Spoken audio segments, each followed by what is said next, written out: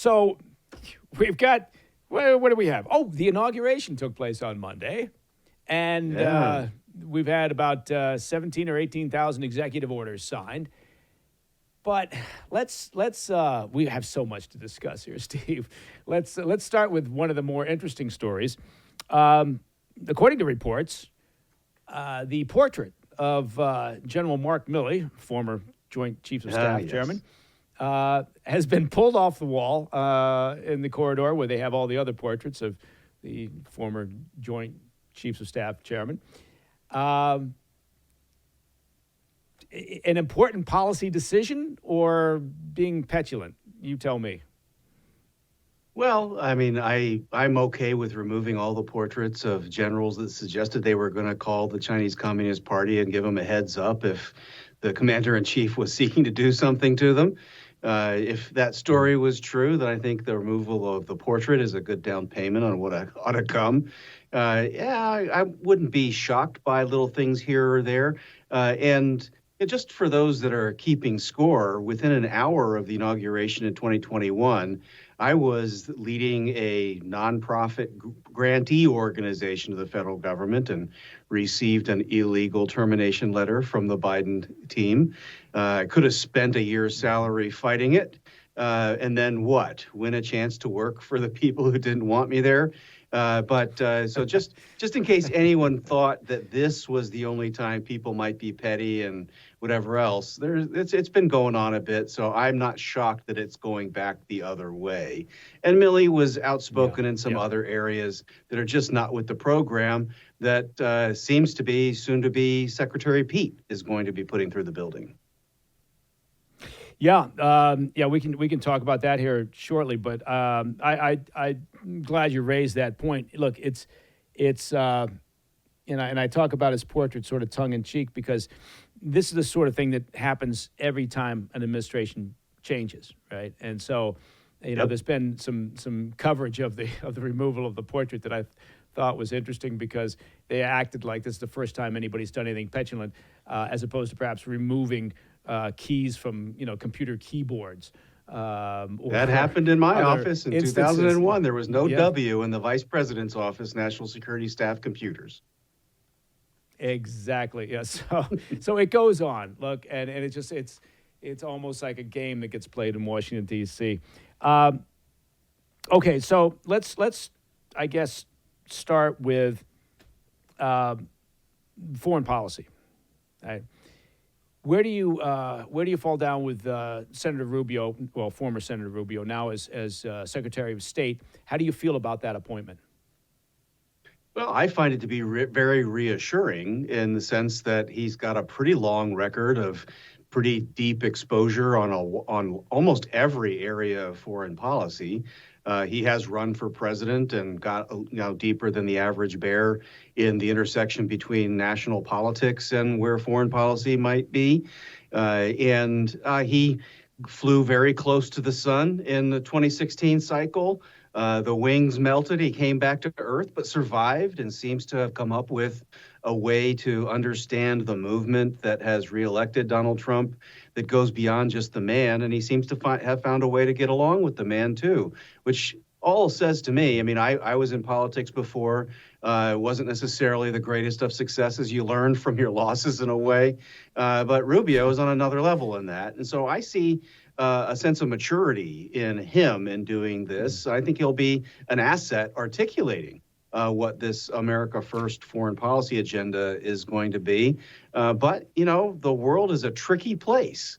I expect we're going to get some challenges coming up in 2025 after the dust settles, and we'll see how the team works when it really matters.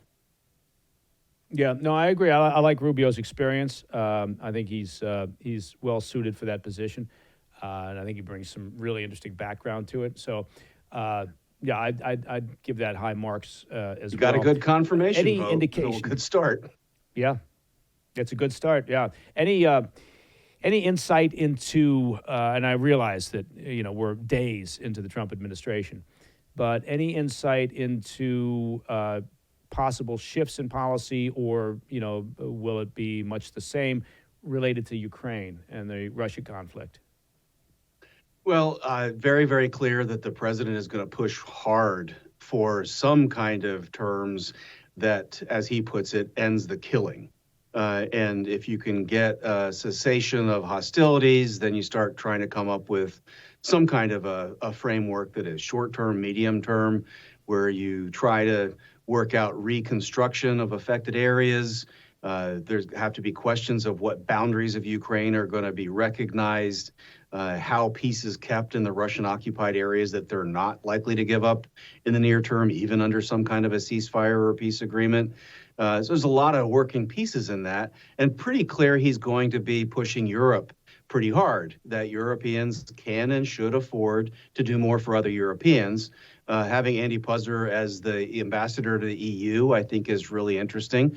And having Matt Whitaker go to be ambassador to NATO. I mean, Matt is an Iowa football-sized ambassador, a strong mind, an attorney, was acting attorney general before.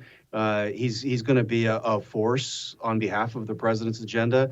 Those two will be a really interesting team engaging Europe as they try to work that through. But the president's tried to put some feelers out for where Vladimir Putin is on this stuff. We don't have to like the fellow in Moscow to understand that if you're really going to have some kind of enduring peace agreement, you're going to have to talk to him. I don't understand why Biden didn't do that. But I think here we are, and we're just going to be watching. And of course, General Keith Kellogg has been made special envoy specifically to work through all of that. And he and his friends at the America First Policy Institute have laid out some plausible benchmarks for that. But we'll have to see what reality is now that the team's in government. Yeah, I like Keith Kellogg being where he is right now. I think he's a stable force. What do you make of President Trump's comments over the past 24 hours related to Putin? It seems like there's a change in tone or a change in tact towards Putin, talking about how Putin is failing the Russian people, the damage to the economy. It strikes me as harsher than folks would have imagined he would language he would use related to Putin.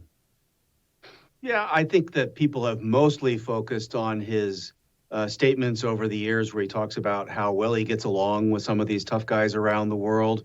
To me, this is just Trump 101, where he is constantly shaping the information environment and constantly shaping the relationship environment to try to set up terms for negotiation. And so if you're going in and you're trying to push for some kind of concessions or agreements, and you're talking up how strong and smart the other guy is, maybe that opens the door. But you might want to remind him where his vulnerabilities are, and we know, so that he doesn't get too greedy in what the aspiring position might be for where this dust should settle with Russia's invasion of Ukraine. So I just see that as Trump being Trump, and I think it's going to be very hard to see where the conversation with Putin comes down until they really get into it. This is a really tough situation. You know it very, very well. I mean, them having taken Crimea decisively so many years ago and not really having to give any of it back is a pretty bad down payment on where this could end up in this second invasion. Hey, thanks for tuning in. If you enjoyed this video, don't forget to hit that like button and leave a comment, a really positive, nice, and kind comment. That would be appreciated. And if you're not already subscribed to our channel, make sure to subscribe and turn on notifications so you don't miss any of our daily updates.